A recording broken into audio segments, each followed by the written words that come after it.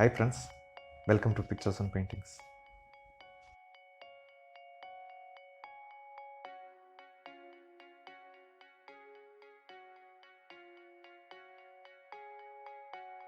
As many of you know, I am in the middle of a watercolor painting series on parrots.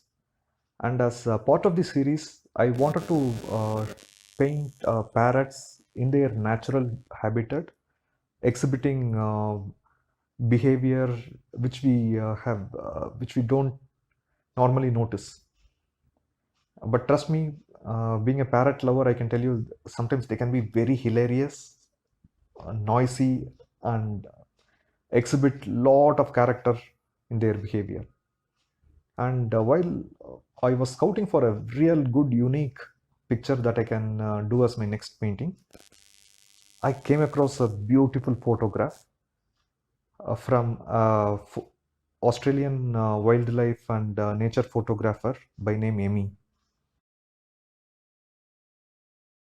When I decided I want to be painting her photograph, I wrote to Emmy, and she was very kind enough to give me an approval to go ahead and paint this. So a big shout out, a big thank you to Emmy. In fact, when I was looking at the photograph, it triggered my imagination into what might have been happening in that particular scene. So I went beyond just painting this bird. Whatever I imagined how the scene must have been, I have portrayed it here. And when I was showing the pencil sketch to give Emmy an idea of how her photograph was progressing, we both were having a light-hearted chat and discussing that the bird is really showing off. And that's where the title also came to my mind. In this video, I am going to talk about the backstory behind this painting in more detail and walk you through how I painted this. I have left links to Emmy's page in the description, so if you would like to see her photographs, you can check that out. Now let's come back to this painting. First things first, for people who might not know about what a backstory means, for fictional characters in film and TV shows, we create a story about what is the background of those characters, what they might be doing, what has led to this particular story. It just gives you more details. Having a story like that in the back of the mind just allows you to add more details to the character. While paintings are just single images, I have always found it useful if you have a story behind the painting that you are doing, particularly when you are painting a full scene. In this particular painting, what was really interesting was the way in which the parrot was hanging upside down. It led to questions in my mind on what must have been happening. Why would she do this? The bird also seemed to be in a very happy, flamboyant mood. So the first thing which struck me was probably the pair is sitting next to it. The fun, happy moment has led to the bird hanging down from the branch. So once the story was clear in my mind, and when I was convinced that it's a scene that would work, then the next big step for me was to find a reference for the bird on the right hand side. So I went through some copyright free images in one of the websites. I cannot recollect whether it is Pixabay or Unsplash, but then I found something which would work out. A small thing, but something which I had to carefully plan was the branch in which the bird was sitting. I had to really bend the branch so that it can house both the parrots sitting in a completely different angle and still look like they are sitting close to each other. Since the entire background was constructed, there was no real reference for me to look up to. I had to construct it out of multiple images. I should say it was a bit of challenge to ensure everything was coming together and would work well as a scene. This is where the pencil sketching stage turned out to be the place where I could bounce off different ideas, and then once I liked it, I started forming it and get a good looking pencil sketch. Unfortunately, while editing, there was a freak accident. I deleted the pencil sketching video thinking I had backed it up.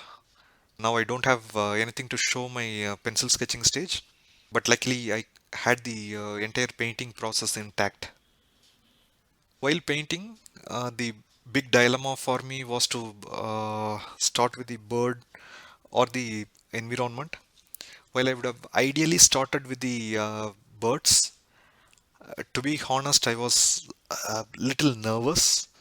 I wasn't sure how the birds would come out. So I started with the background, a base pass for the branches and the leaves. And then once I knew that was working, I went on to paint the birds. And again, for the birds, I did that in layers. While painting, the grays were predominantly from Payne's Gray. I added a bit of white with Payne's Gray and I got the gray tone.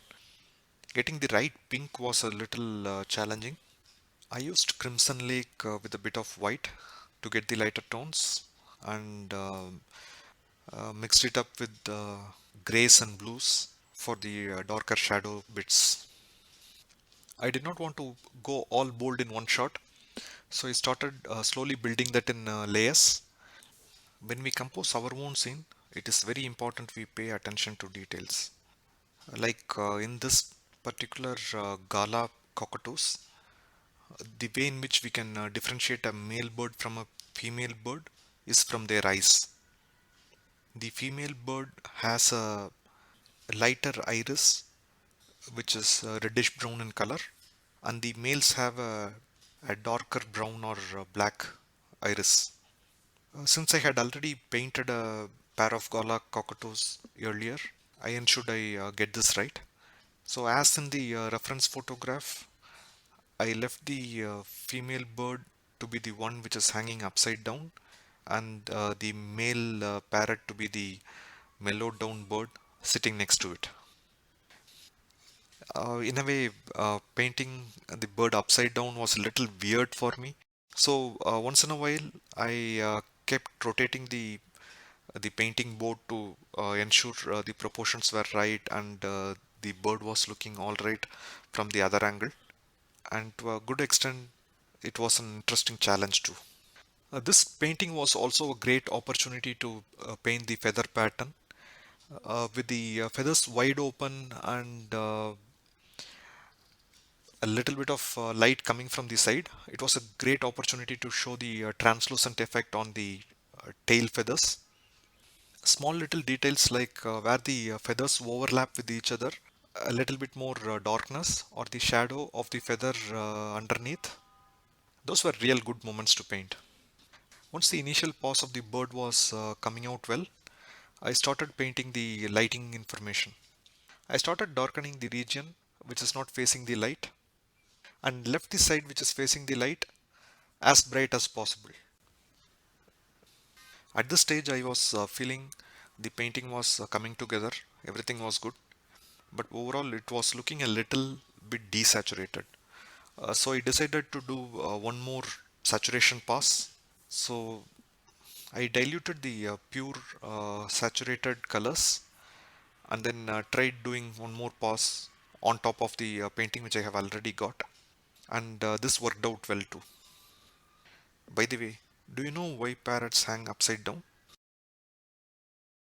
It is actually a common practice among birds.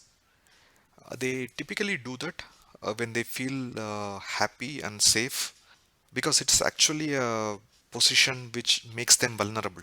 So they do it when they trust the environment, when they're absolutely safe about what is around them. This is a great indicator for us to understand that they are happy and content and playful too. The stretching of the wings also helps them to cool themselves down. Considering all this, it made more sense to paint it as a full scene, its pair being closer to it rather than just the bird with the outstretched wings. With this, we have come to the end of this video. This is Sivaraman. Please stay subscribed to our channel for more videos. Talk to you soon. Thank you for watching this till the end. See you soon in the next one. Until then, bye bye.